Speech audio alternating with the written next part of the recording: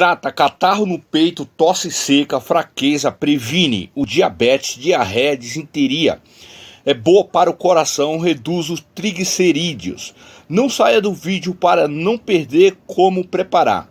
E tem mais benefícios, olha só.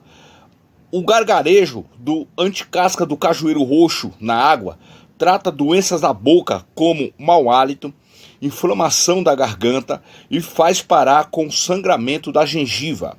Já o banho de assento trata corrimento e algum tipo de inflamações. Sua principal indicação são adstringente, hipoglicemia, antihipotensiva, antidiarreica, antisséptica, tônico, antidiabético, anti-inflamatória, analgésica e cicatrizante.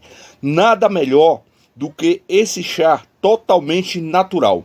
Veja como preparar. Primeiro, pegue uma garrafa de 2 litros bem limpa. Em seguida, coloque a anticasca do cajueiro roxo dentro da garrafa, aproximadamente uns 5 dedos. Complete com água filtrada. Espere descansar em um dia e depois pode fazer o uso. Se você gostou dessa dica, já curte, comenta e compartilha.